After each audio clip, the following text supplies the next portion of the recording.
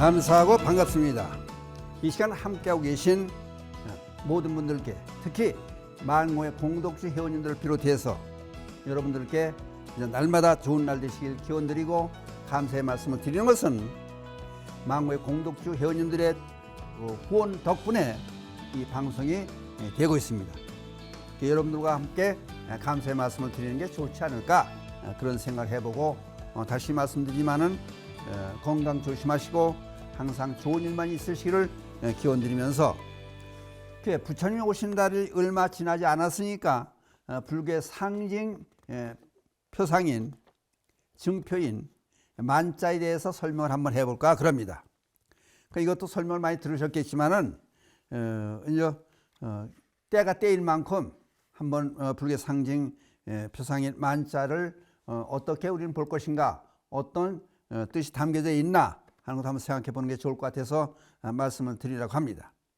그러면 이제 인도에서 불교가 왔기 때문에 산스크리트어에서는 스와스티카 그래요. 만자를. 한국에서는 불교 만자라 하고, 이게 이제 불교만 독특한 것이 아니고 불교, 힌두교, 자이나교를 비롯한 인도 계통의 종교에서 종교적 상징물로 사용이 됐다. 뭐가? 만자가. 근데 이게 이제 혼동이 오는 것이 나치 독일의 국가 모양으로 악명 높은 하겐크로이츠 문양이 만자와 비슷하게 생겼다. 그래서 혼동이 오고 한쪽에서는 조심해라 그런 말도 나와요. 왜? 불자님들께서 만자 목걸이를 하고 다니면은 물론 생김새가 틀리니까 뭐 그런 오해를 받을 일은 없겠지만은 그 독일에 옛날 나치 잔당이 있다는 거예요. 나치 잔당들이 만자를 하고 다닐 수 있다는 거예요. 그러니까 나치 잔당으로 오해를 받을 수도 있다. 그러니까 조심하는 것도 좋다. 그래서 어떤 사람들은 만자 목걸이보다는 오음자 목걸이라든지 팔정도 표시라든지 이걸 불자들이 하고 다니는 것도 괜찮지 않느냐, 그런 얘기 나와요. 근데 하여튼 이 만자가 부처님의 가슴에 만자 모양에 있었다고 그래요. 그 만자는 불교와 함께 중국에 전해졌는데, 이제 뭐 만자만이 아니라 불경 전체가 불교가 중국에 전해져서 우리나라에 이제 왔으니까 이 얘기가 되는 거예요. 후진 시대에 그 구마라집은 당나라 현 구마라집과 이제 구마라집 나집 그렇게도 부르잖아요.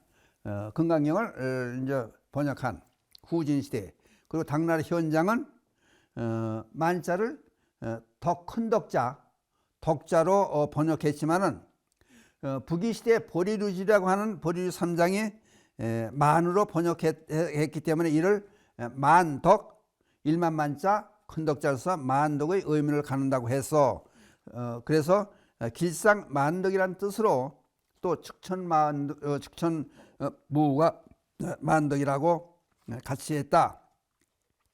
이런 게 역사적으로 이제 등장을 해요. 그런 얘기들이. 근데 우선 저 만자에 관한 역사를 살펴보면은 그 당나라 현수대사 법장 스님이죠. 법장 스님의 제자 해온이라는 스님이 있었는데 화엄경에 등장하는 어휘들에 대한 해설서를 써요. 거기 나오는 소개를 간단히 하면은 만자의 뜻은 법문과 대조하여 다음과 같이 기술해놨다. 그 이제 해온 스님이 해설서에 있는 얘기를 따오는 거예요. 만자의 형태를 번번에 이제 인도에서는 번번에 비춰볼 때 그것은 덕 있는 사람의 상이요. 길상만덕에 한 단계 높이는 거예요. 길상만덕이 모이는 곳임을 지적한다. 원래 그것은 글자가 아니었다. 그런데 화엄경에 한문 원본에 의거해 보건대 화엄경 원본에 모두 만자가 17번이나 나오고, 또 번본에는 그러니까 인도에서 나오는 번본에는 28번이나 만자가 언급되고 있다. 예? 그러니까 만자가 그 인도에서 나오는 번본이라든지 또는 화엄경이라든지 구체적인 예를 들어서 그런 곳에서 만자가 등장을 하고 있다. 그러니까 중간에 끼어든 게 아니고 인도에서부터 전래대에 내려온 글자다. 상징 문자다. 그렇게 얘기가 되는 거예요. 회원이 지적한 근거에 해서 중국 불교의 어휘 사전인 일체 경음의 어휘 사전인 일체 경음의라는 책에도 그의 같은 얘기들이 서려져 있다. 만자에 대한 갖가지 설을 찾아보면은 이제 어떻게 만자를 설명하느냐. 첫째, 태양의 상징으로 본다. 두 번째, 흐르는 물의 상징으로 본다. 그 다음 세 번째, 둥그렇게 선회하는 모발, 머리카락의 형상으로도 본다. 네 번째, 신령한 빛의 상징으로 본다. 그 다음에 기타 경전의 부처님의 가슴 또는 모발, 머리카락의 모습이라고 했고, 근데 네 가지 형태에 대한 만자에 대한 설명을 첫 번째, 이 얘기는 지금 이경 박사가 지어낸 종교 사화에 대해 있는 얘기를 따와서 여러분께 소개를 해드리는 거예요. 근거를 밝혀야 되니까 만자를 네 가지 형태로 설명을 하는 거예요. 생긴 모습에 대한 설명이에요. 수리파사 그래가지고 수리파사, 길상해운, 길하고 상스러운 바다의 구름과 비유를 한다. 상스러운 구름에 비유를 한다. 두 번째, 난다 아바타라. 그건 뭐냐면은 오른쪽으로 선회하는 머리카락의 모습을 상징하는데 의상대사께서 지어놓은 일승법계도 뭐예요? 법성계를 모양을 이렇게 이제 차례대로 써서 만들어 놓은 모습이죠. 일승법계의 모양과도 같다. 그렇게 보는 것이 난다 아바타라. 그렇게 보는 거예요. 그 다음 세 번째, 이제 십자 모양으로도 본다. 근데 만자는 꼬부러졌는데 십자는 꼬부러지지 않았잖아요. 이거는 행복에 깃든 상징이다. 행복이 있다고 하는 상징적으로 표시하는 거다. 십자 모양이.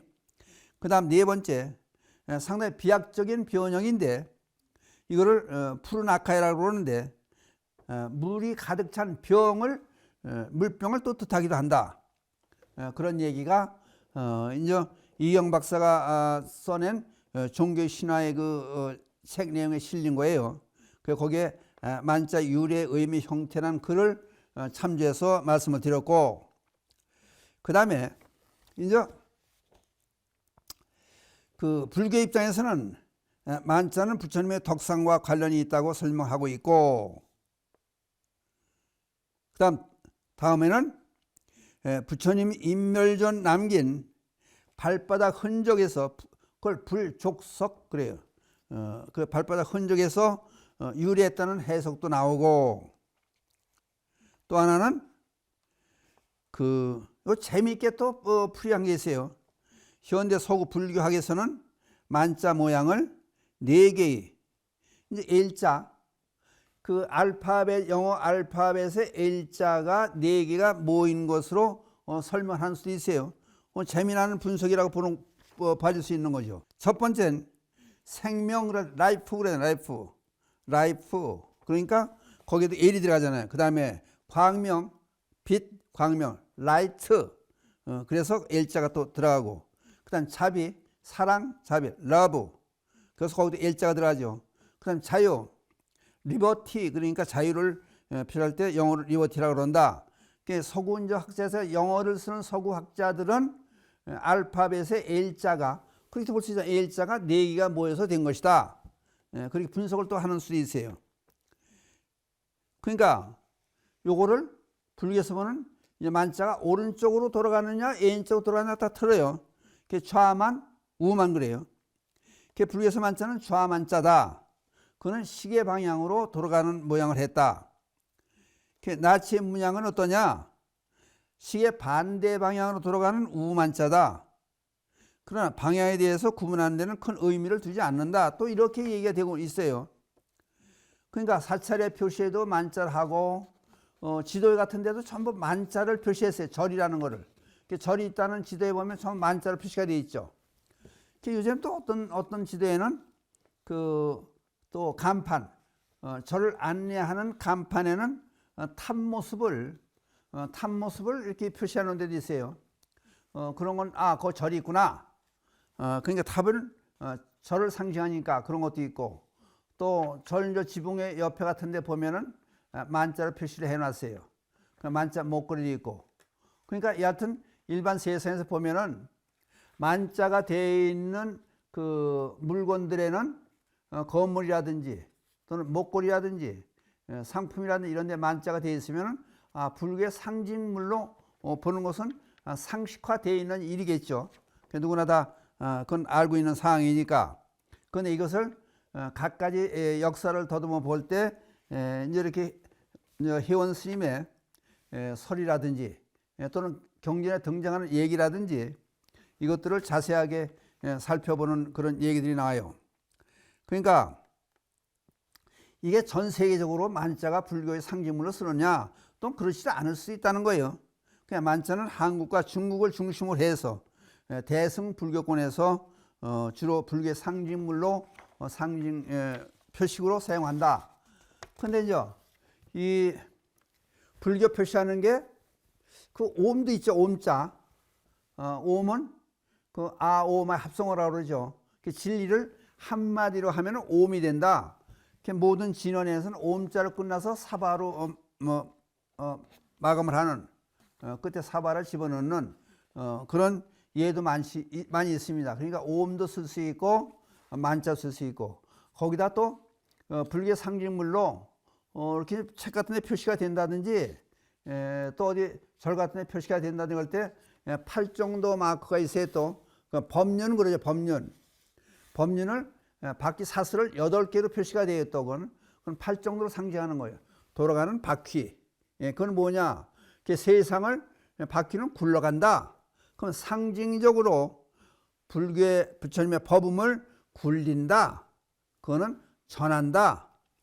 포교한다. 그런 뜻도 같이 있는 거죠. 불교를 상징하는 상징물은 많이 있습니다. 근데 만자를 이제 한쪽에서 나치의 잔당으로 볼 수 있다는 얘기가 있는데 불구하고 만자를 계속 많이 사용하고 있는 것은 오래전인 역사적인 문제도 같이 있는 거죠. 그래서 근데 특히 이제 전 세계 불자들이 전부 만자를 쓰는 것은 아니다. 대개 경전에 등장하고 인도에서부터 만자를 불교 상징물로 썼다. 상징 표식으로 썼다. 그렇지만은 한국과 중국 대승 불교권에서 주로 만자를 쓰고 있다. 그렇게 얘기가 되는 거예요. 그 대신에 참고로 그 먼저 여러분들이 오해를 해서 그건 불교 표시하면 만자로만 해야 되겠구나. 그건 아니라는 거예요. 왜냐하면은 이제 그 옴자도 쓸 수 있고 옴 또 그게 이제 또 팔정도 쓸 수 있고 만자도 쓸 수 있고 여러 가지 같이 쓸 수 있다. 근데 이제 이걸 이제 얘기가 나온 김에 상식적으로 여러분들 알려드리기 위해서 옴자에 대한 말씀을 드리면은 진리를 그 말로 표현할 수가 있겠느냐? 그랬을 때 그거를 옴이라고 그런다. 그러면 이제 학자들 얘기는 그래요. 옴은 오, 마의 합성어다. 그 얘기는 뭐냐면은 과거, 현재, 미래 그거를 뜻하는 것이다. 과거, 현재, 미래가 함축되어 있는 글자가 옴자다. 거기서 또 조금 비약을 해서 그럼 청정무신 비로자납을 원만보신 노선합을 천백옥하신 서가모니를 삼신불도 거기다 포함을 시켜요. 그 옴자에 포함이 되어 있다. 그리고 가끔 제가 전에 직접 봤으니까 이제 전에 그 90년대인가 그래요. 그때 보면은 일본에서 만들어 놓은 게 요만한 주먹만한 그런 기기가 있어요. 근데 거기다가 그 스위치를 넣으면, 물론 배터리가 들어가고 스위치가 넣으면은 거기서 오음하고 소리가 나와요. 그 오음이 그 소리를 이제 물에다 컵에다 물을 놔놓고 그 위에 스위치를 넣어보라고 그러더라고. 그러니까 물 위에다 바로 이제 컵 위에서 이걸 기계를 놓고 스위치를 넣으면은 옴 하고 소리가 나와요. 그럼 소리가 나가니까 컵 속에 물에 진동이 되겠죠. 진동. 그게 진동이 되면은 육각수를 만들어낸대. 육각수가 형성이 된대요. 그만큼 신비한 면도 있다. 이제 그런 얘기를 하는 거예요. 그러니까 이 오음이라고 하는 글자가, 오음이라고 하는 소리가 그 물에 전달이 되면은 다른 물질을 좋게 만드는 그런 경우가 될 수 있다는 거예요. 그럼 반대로 이제 물에다 대고, 컵에 있는 물에 대고 욕을 한다든지, 예? 그 나쁜 욕을 하고 나쁜 말을 계속 해야 되면은 물이 쓰다는 거예요. 그 무슨 얘기냐? 물에 나쁜 기운이 들어간다는 거예요. 그걸 우리 불자들은 알아야 돼요. 그러니까 이 저 식물한테도 욕을 막 하면 죽는다는 거 아니에요. 그러면 물에다 욕을 막 계속 욕을 해가지고, 욕을 해가지고 다른 사람 먹이면은 자꾸 그런 욕을 한 물을 계속 사람한테 먹이면은 병이 들 수 있다는 거. 왜? 독한 물이, 나쁜 물이 되니까. 그러니까 불교에서 이제 그 상징으로 보는 것이, 그 온자 목걸이 하고 있으면 온자 목걸이 한 사람이라든지, 예? 또 만자 목걸이 한 사람, 만자 목걸이 한 사람, 그 뜻이 거의 담겨져 있으니까 덕, 길상, 예? 행복, 그런 뜻이 만자에 있다는 거예요. 옴자에도 마찬가지라는 거예요. 팔정도에도 마찬가지라는 거예요. 그게 부처님의 가르침이라는 것이 그만큼 신비하고 좋다. 그래서 거기서 조금 비약을 시키면은, 심지어 농사 지을 때 경전을 틀어놓는다든지, 식물들한테 얘기를 해준다든지, 너 잘 자라서 고맙다. 그래서 자꾸 정성을 주면은 그게 옮겨간다는 거예요. 그러니까 불자들은 이걸 꼭 알아야 돼. 그러니까 이왕이면은 자동차에도 연꽃의 상징. 아까 부처님 탄생에서 나왔잖아요. 연꽃이 불교 상징하는 거예요. 그 연꽃을 보는 동안 우리는 뭘 느껴요? 이건 불교 상징이다.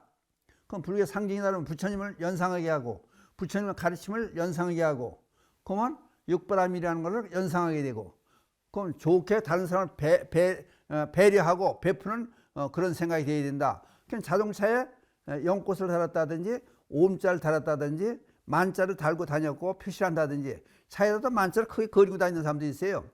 그러면은 그게 운전하면서 자기도 모르게 그게 암시가 오는 거예요. 아, 다른 사람 배려해 줘야 된다. 그러니까 다른 사람이 이제 운전하고 다 끼어들려고 그러면 끼어들게 만들어 주고, 또 교통복귀도 지내주고, 비록 건너가는 사람이 있으면은 파란 신호등이 켜져 있어 직진하는 그런 입장이 있더라도 길을 건너가는 사람을 배려하는 그런 마음도 가져 있고, 또 한 가지는 그러면은 이게 이제 하나의 나를 표시하는 거 마찬가지예요. 만자를 뭐 크게 붙이고 있다든지, 또는 사회 표시했다든지, 그러면은 다른 사람에게 내가 불자 입장에서 불자 전체를 욕먹일 수는 없지 않느냐, 그냥 모범적인 행동을 해야 될 거 아니냐, 그게 작용을 한다는 거예요. 그러니까 여러분들 그러면 어떻게 생각해요? 만자 목걸이도 하고 다니고, 만자 표시도 하고, 오음자도 표시도 하고 다니고, 차에도 그렇고, 또 팔정도 표시하고 다니면은 팔정도의 사상을 다른 사람이 전해준다든지, 그걸 보고 또 즐거운 마음으로 불교를 실천하는 그런 사람이 될 수 있는 계기가 된다면은 이런 표시, 상징이 얼마나 좋습니까? 거기다 아까 또 말씀드렸지만 연꽃을 보고 연꽃을 선물해 준다든지, 연꽃이 있는 논을 본다든지, 그러면은 연꽃과 같이 나도 그렇게 좋게 세상에 기여하는, 연꽃은 버릴 게 하나도 없잖아요. 그리고 또 진리의 상징물로 더러움에 물들지 않잖아요. 그러니까 나는 악의 구렁텅이에 빠지지 않고 대신에 착하게 사는 그런 방법을 써야겠다. 그런 생각을 하니까 이번에 만자를 설명하는 뜻은, 그러니까 이게 뭐 나치 잔당이라든지 그렇게 오해받는데도 불구하고 불자들이 만자를 하고 다니고, 오음자를 하고 다니고, 팔정도를 하고 다니고, 그러니까 불자라는 것을 나는 불자입니다 자신 있게 표시하고 얘기하고, 또 세상을 좋게 하기 위한 노력도 하고 실천도 하고 그런 사회가 됐으면 좋겠다. 그래서 만자에 대한 얘기를 부처님 오신 날이 며칠 지나지 않았지만은 그 여운을 이어서 여러분께 다시 한번 생각하는 시간을 드리기 위해서 오늘 설명을 드렸습니다. 그러니까 꺼리낌 없이 또 이제 여기다 팔에 단주도 좋죠. 그러니까 요새는 불자 아닌 사람들도 단주를 하고 다니더라고. 그러면 이게 불교의 상징이라는 걸 알잖아요. 그러니까 그렇게 차거리를 저는 사가지고 오는 신도들에게 됐습니다. 참 논하죠. 차에 걸고 다니십시오. 차 안에 룸밀에다 걸고 다니세요. 만자라든지 또는 연꽃이라든지 불교 표시를 달고 다니게 하는 이유는 그걸 보면은 마음이 편안해지고 또 다른 사람을 배려할 수 있는 그런 계기를 은근히 심어주는 것도 되고 또 내가 불자라는 걸 이번 아테네으로 해서 전체 불교인들을 내가 잘못해가지고 그 사람들을 욕먹이는 해를 끼치는 그런 일을 안 하겠다는 모범 시민이 되는 모범 불자가 되는 그런 행동이니까 한 번쯤 생각해 보는 게 좋겠다 해서 만자에 대한 역사를 쭉 설명해 드리면서 이런 말씀을 드렸습니다. 감사합니다.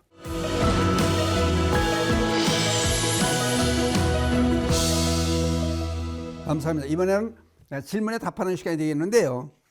어떤 질문을 선택했느냐 하면은 이거 상당히 중요한 얘기 같아요. 기복신앙은 과연 옳은가? 기복신앙, 복을 비는 신앙. 다른 말로 하면은 복을 비는 불자들의 행위는 바른 것인가? 그런 것인가? 그런 얘기 될 수 있어요. 그러면 기복신앙이란 뭐냐? 사전적인 의미로는 현세 복을 비는 실용주의적 태도다. 그렇게 얘기를 하고 있어요. 그래서 복을 그럼 왜 복을 비게 되느냐? 불안과 밀접한 관계가 있다. 역사적으로 볼 때 우리나라를 보는 거, 우리나라에서 보는 거예요. 역사적으로 볼 때 잦은 애침, 가깝게는 일제 강점기를 비롯해서 6.25 전쟁, 또 혹시는 극심한 가난, 생존을 위협받는 시기의 연속 속에서 국가의 시스템이 나를 지켜주지 못했을 때 인간은 초월적인 힘에 의지할 수밖에 없다. 이런 얘기가 되는 거예요. 그러니까 어려울 때일수록 종교의 힘이 발휘한다. 그 얘기가 되는 거예요. 어려울수록 내가 잘 됐으면 좋겠다는 것을 빈다. 그것이 부처님이건 또는 하나님이건 산신이건 실성이건 나한이건 그렇게 우리는 그런 행위를 한다. 왜? 잘 살고 싶은 욕망이 있어.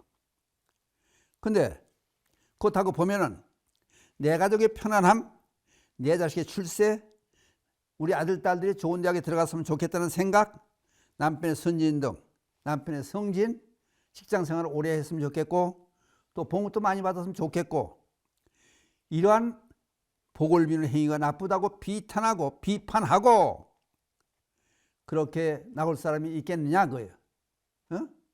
행복을 추구하는 이런 실질적인 행동들이 나쁘다고 몰아붙일 수가 있느냐. 다만 문제가 되는 것은 나만 좋게 된다. 이제 예를 들게요. 아들이 대학 가요. 근데 공부를 못해. 근데 이제 부처님 전에 빌어요. 우리 아들 대학에 합격하게 해주세요. 그걸 빌어. 그러면 그게 가능할까요? 경쟁이 뭐 5대 10대 돼요. 그럼 공부 잘하는 사람들이 참 몰려들었어. 근데 우리 아들은 공부를 못해? 그러면 이게 이럴 때 잘못됐다는 거예요. 우리 아들은 그저 꼭 합격하게 해주세요. 경쟁률도 쓰이지 않게 그냥 지원한 사람 다 합격해 주세요. 이건 안 된다는 얘기예요. 그냥 차라리 그저 우리 아들은 떨어져 좋으니 공부 잘하는 다른 집 애들이 학교에 합격되게 해주세요. 그저 심성이 나쁜 우리 남편이 국회의원 되는 것보다는 그저 착하고 여러 사람을 배려할 수 있는 훌륭한 사람이 국회에 당선됐으면 좋겠습니다. 이렇게 비는 거. 그렇게 될 수가 있겠어요? 못하지 그걸. 손이 안 울고문다고 자기 자식은 잘하고 있고 자기 남편은 훌륭한 사람이라고 착각을 할 수가 있죠. 이런 점이 나쁘다는 얘기예요. 그리고 또 미리 결론적으로 말씀을 드리면은 나만을 위한 내 가족만을 위한 그런 기도가 되겠느냐? 안 된다는 거예요. 어? 성씨가 될 수가 없다는 거예요. 그게 불교의 정의예요, 그게. 그러니까 아까 얘기했듯이 차라리 우리 아들은 떨어져도 좋습니다. 그래서 공부 잘하고 착한 애들이 대학에 들어가서 그 애들이 나라의 일꾼이 돼서 나를 바르게 이끌어 갔으면 좋겠습니다. 이게 진정한 기도 아니냐, 그죠? 그러니까 나만 돼야 되고 우리 가정만 잘 돼야 되고 다른 사람은 안 되고, 그러니까 얘기는 안 하지만은 예를 들어 경쟁률이 5대1이에요. 대학 들어가는데 근데 우리 아들만 붙게 해주세요. 빌면은 반대급부로 다른 사람은 5분의 4가 떨어지세요. 똑같은 말 아니냐, 그지? 그러니까 이게 기복신앙이 불교를 망쳐놨다. 근데 그렇게만 해석할 거냐? 응? 이것도 문제가 있다는 거예요. 그러면 종교를 믿는 목적이 뭐예요? 우리 가족 잘 되고 나 잘 되고 남편 출세하고 우리 가족 행복하고 이걸 기원하는 것도 되잖아요.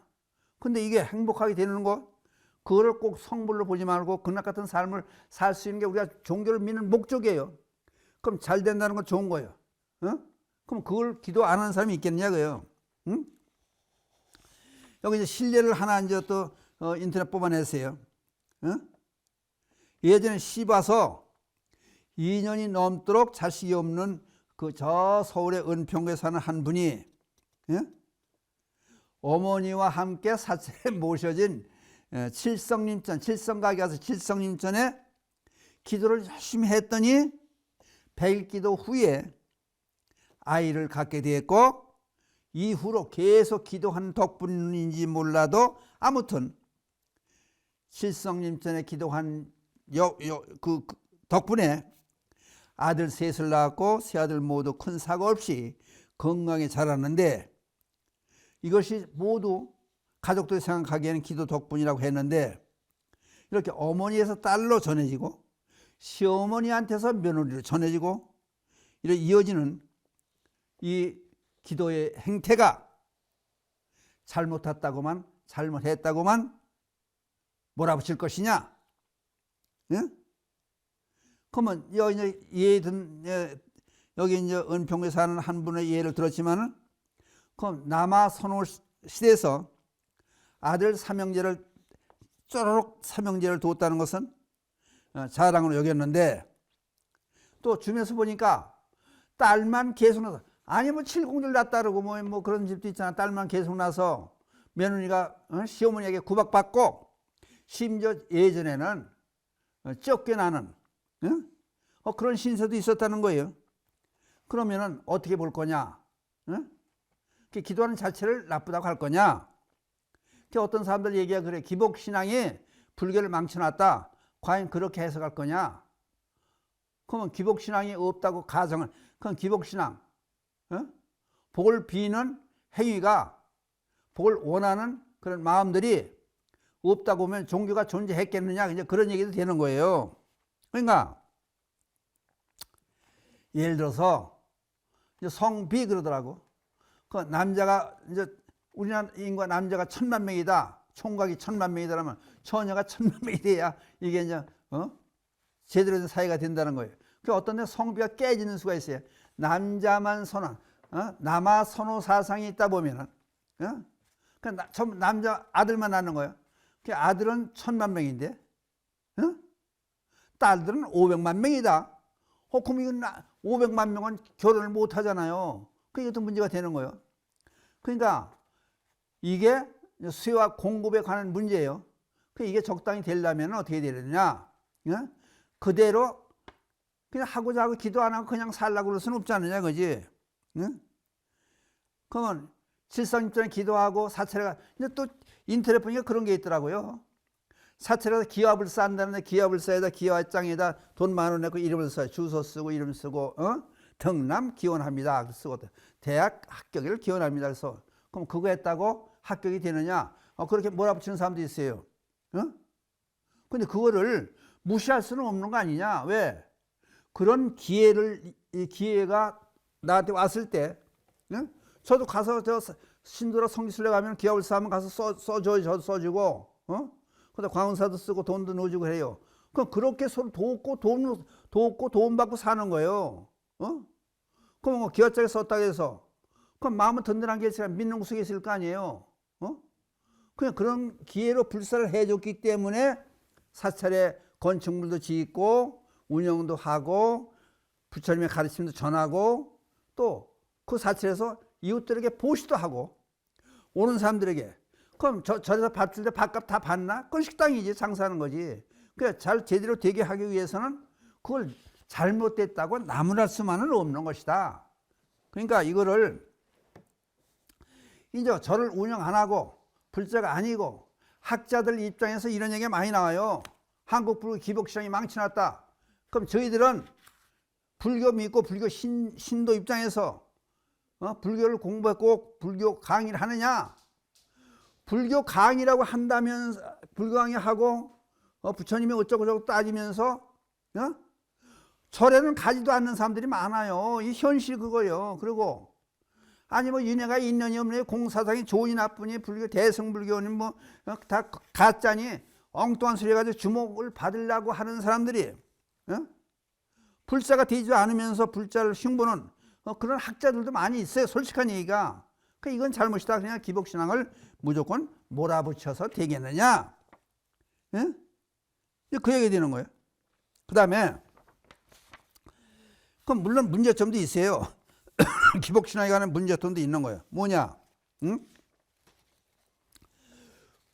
복을 얻기 위한 수단으로만 신앙을 이용하고 그 결과로 현실적인 노력도 하지 않고 또 책임도 지지 않으려고 그러고 그렇다 보면 신앙 공동체에 의해서 도움도 주지 않고 또는 자기만 욕심차는 착시로 변질 수 있다고 하는 문제가 있는 거예요. 이게 문제점이야. 또한 기복을 신앙의 전부로 여긴다면 이것도 잘못된 거죠. 그러면 복을 비는 이유는 한 과정의 방편이라고 보는 거예요. 무슨 방편을 보느냐? 깨달음을 얻기 위한 방편, 지혜를 증득하게 하는 방편, 이렇게 해보니까 안 되더라. 그러니까 제대로 되겠다. 그 얘기가 되는 거예요. 그러니까 불교를, 여러분들 불교를 이렇게 이론으로 보는 거예요? 아니, 경전 놓고 논서 다 보면은 학자들이 좀 깜짝 놀래요. 불교는, 학문이다. 서구사는 철학이다. 그렇게 얘기를 해요. 근데 우리나라 사람들이, 외국에 가서 불교 포교하고 전법하는 사람들 얘기 들어보면은 이제 지레짐작을 하는 거예요. 서구 사람들은 명상이나 해야 되고 교육이나 해야 되고 경전풀이나 해야 되고 그런 것만 하는 줄 알고 그렇게 했다는 거예요. 실제 외국에 가서 서구사에서 포교한 스님들하고 직접 얘기를 많이 해봤어요. 저도. 그랬더니 그 사람들이 먼저 하는 얘기가 왜 기도 좀 하게 해주세요. 왜 그건 안 가르쳐 주냐 거지. 그러니까 기도가 쓸데없는 거리고 허무 맹랑한 것이라고 하면은 기도를 안 하겠죠. 목숨 걸고 기도도 해보고 다른 사람 기도도 해보고 헌신해보고 봉사하고 그런 일들 한 사람들은 기복신앙이 잘못됐다고 몰아붙이고 이걸 무슨 악의 세력으로 보는 그런 일들은 없을 거 아니냐. 불교에서 보는 기도는 깨달음을 구하는 하나의 과정이다. 내가 먹지 못하고 내 뱃속에서 꼬록소리 나고 내 자식들 학교 못 보내고 먹을 때거리가 없고 그러는데 어떻게 봉사하고 사회 기여하고 할 수 있습니까? 그래서 내가 여유 있게 살 수 있어야. 근데 잘못된 거예요. 근데 심지어 저번에 어떤 스님이 이제 우리 BBS 불교방송에서 법문하는데 그런 얘기를 하더라고. 옛날에 어떤 스님이 무소유를 자꾸 주장해가지고 마치 무소유가 불교 전부처럼 얘기를 하는데 그거 잘못된 거 아니냐? 저 동감을 했어요. 무소유, 소유하지 말아라 하는 얘기는 스님들이 뒷주머니 차고 소유하는 건 잘못된 거죠. 그거는. 그럼 아재 출가하지 말았어야죠. 스님들이 개인적으로 뭐 건물을 몇 채씩 가지고 앉았고 수십억씩 가지고 앉아있고 해외여행 가고 골프 치러 다니고 이러려면 출가해서 스님으로 하지 말아야죠. 그래서 스님들은 무소유. 그러니까 보시를 받아가지고 또는 기도비를 받아가지고 사찰 관리도 하고 신도 관리도 하고 포교도 하고 이웃돕기도 하고 그렇게 해나가는 것이 스님들의 일인데 그럼 스님들의 일과 일반 불자들의 일이 틀려요. 엄연히 틀린 거예요. 근데 일반 불자들까지 무소유해라. 욕심내지 말아라.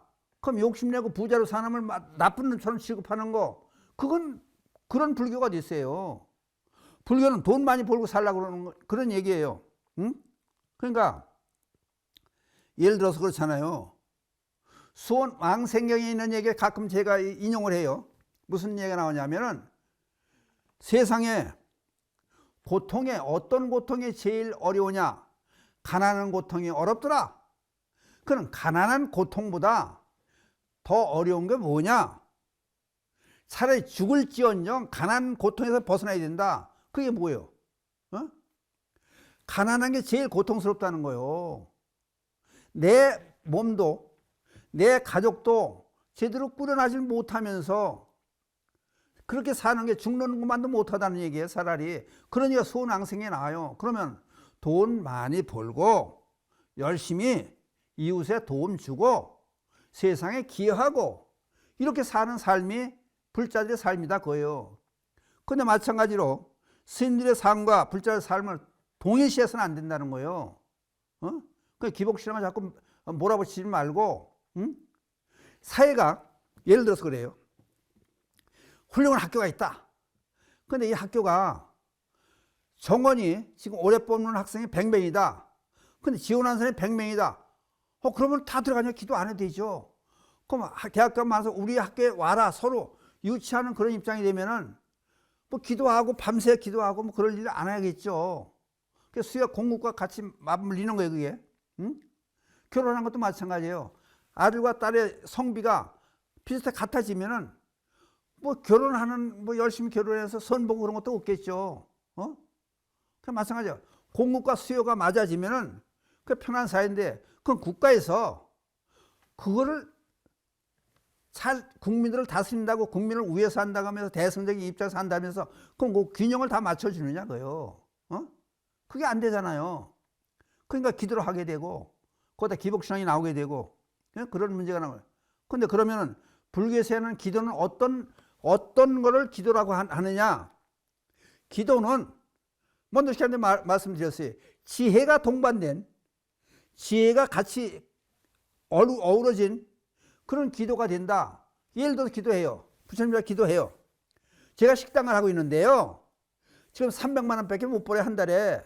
500만 원 벌게 해서 빈다면은 부처님이 말씀을 하신다면 그럼 부처님 물어볼 거 아니에요. 그러면 너 식당에 몇 평에서 하느냐? 식당의 크기가 얼마나 되느냐? 그러면 아침, 점심 장사를 하느냐? 저녁 장사 같이 하느냐? 그럼 최대한 손님이 많이 왔을 때 몇 명이 오고 수입이 얼마 되느냐? 계산이 나오잖아요. 근데 식당은 10평에서 조그맣게 하면서 수용할 수 있는 인원은 적으면서 한 달에 500만 원 벌게 1000만 원 벌게 빈다고 해서 그게 돼요? 그건 도둑질이지, 강도 같은 심사지. 그러니까 지혜가 동반되는 얘기는 자기가 반성할 수 있는 그런 계기가 된다는 게 기도라는 것은.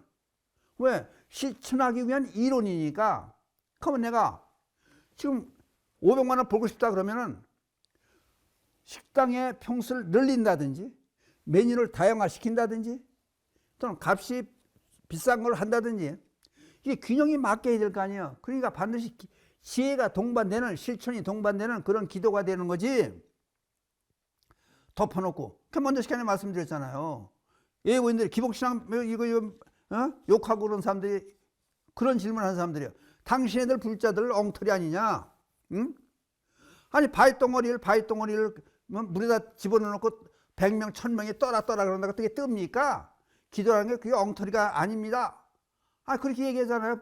반박하잖아요. 근데 그건 뭐라 그래요? 불교에서는 우리 불자들은 반야선이라고 하는 지혜의 배에 돌을 올려놓고 물에 띄면 어디든지 끌고 가고 다 갈 수 있습니다. 그 얘기 아니에요. 지혜가 동반된다. 부처님의 가르침이 동반된다. 팔만대장경이라는 경전이 구석구석 전부 우리가 직접 경험해서 실패할 거를 간접 경험을 해서 이렇게 해라. 부부간에는 이렇게 해라. 자식과 부모간에는 이렇게 해라. 사업을 할 때는 이렇게 해라. 대인관계에서 이렇게 해라. 그거 다 나와 있잖아요. 우리가 경험해서 망하게 하기 않게 하기 위해서 부처님이 미리 말씀을 해주잖아요. 그러니까 경전을 다 읽어보면은 어떻게 살 거는가 방법이 나오잖아요. 그러면 저는 다른 사람을 위해서 부직갱이 하나 남한테 주지 못하면서, 아니 밥 한 끼 사지 못하면서 세상 원망하고, 자기 욕심만 차리고, 그거는 아니지 않냐고요. 근데 기도도 그렇고 실질생활도 그래요. 나 하나만 위한 기도를 하고 나 하나만 위한 일을 하면은 일이 안 된다는 거예요. 그게 불교의 정의예요. 다른 사람 위하고 모든 사람 위해이지. 예를 들어 보세요. 내가 꽃을 사왔어. 그럼 꽃을 원가가 10,000원에 사왔어. 그럼 나 돈 얼른 벌라고. 이거 50,000원에 팔어. 누가 사가요? 다른 데서는 12,000원 받고 15,000원 받는데, 적당한, 정당한 이윤을 붙이는 거예요. 식당을 하는데 나 하나만 돈을 얼른 벌라고, 다른 데서 10,000원 하는 국밥을 50,000원 받고 30,000원 받아와요. 어떤 사람 그렇더라고. 아이스크림을 호텔에서 100,000원짜리 있다 그래. 아니 그건 공통된 얘기가 아니잖아요. 그러니까 기복신앙의 문제점이 뭐냐? 나 하나만 위하고 터무니없는 쓸데없는 욕심을 부리지 말라. 그 얘기예요. 결론적으로 말씀드릴 거예요. 불교의 기도도 그것이 성불로 가는 하나의 과정이다. 하나의 방편이다. 아니 먼저 전에 말씀드렸잖아요. 법화경 화택 이후, 화택에 대한 불난집에 대한 비유를 얘기하잖아요. 그냥 방편이에요. 그 방편으로. 고통에 대해서 모르니까. 그러면 돈 버는 데에 의해서 어떻게 하면 돈이 벌리고 어떻게 행복한 삶을 살 거냐? 그거를 우리들이 모르니까 그거를 경전을 통해서 부처님이 가르쳐 주시는 거예요. 그게 기도의 형태가 되는 거예요. 그게. 그거를 정당히 기도를 해야 되지 않냐? 그걸 기도하는 자체를 또 솔직하게 학자들이라든지 불교 공부하는 사람들이 목숨을 기도해 봤냐고요. 사찰을 한번 공부 많이 했으면 저는 그렇게 생각해요. 불교 공부를 많이 했다 그러면 좋다. 또 사찰 한번 네가 만들어 봤느냐? 그러면 아무것도 없는 바닥에 나서 네가 포교해 봤느냐? 신도를 만들어 봤느냐? 단체를 만들어 봤느냐? 그거는 해보지도 않고 그냥 책만 가지고 뒤져가지고 이론적으로 해가지고 남 안 하는 얘기 그냥 자기 시선만 끌라고 윤회는 없다. 무슨 무화가 뭐냐? 엉뚱한 얘기로 대성경전은 뭐 위경이다. 중간에 그런 값어치 없는 거다. 그거는 불자가 아니에요. 불자 망쳐놓으려고 그 해방 놓는 사람들이에요. 마찬가지로 그 대신에 기도할 때는 실천을 중심으로 한 지혜를 중심으로 바탕으로 한 실현 가능한 그냥 무조건적인 기도는 하지 말아라. 그래. 기도에 대한 기도는 하지 말아라. 이 기도는 어떤 기도다? 그러니까 예를 들어서 부처님 앞에 기도한다 그래서 옆집에 있는 사람이 우리한테 악독한 짓을 해요. 그 사람 죽게 만들어서 이런 기도를 부처님한테 했다고 가성해봐요. 이건 벼락 맞아 죽을 일이지. 그냥 관계를 좋게 하고 그런 관계들이 경전을 통해서 부처님이 설법하신 내용들이 되는 거예요. 그러니까 다시 말씀드리지만은 기도를 무조건 나쁘다고만 하지 말고 정당하게 지혜가 뒷받침되는 기도를 해서 사회가 좋게 만드는 대승적인 입장으로 가라. 그게 우리나라 불교가 대승 불교다. 그런 말씀을 끝으로 이 시간 마치기로 하겠습니다. 감사합니다. 끝내겠습니다.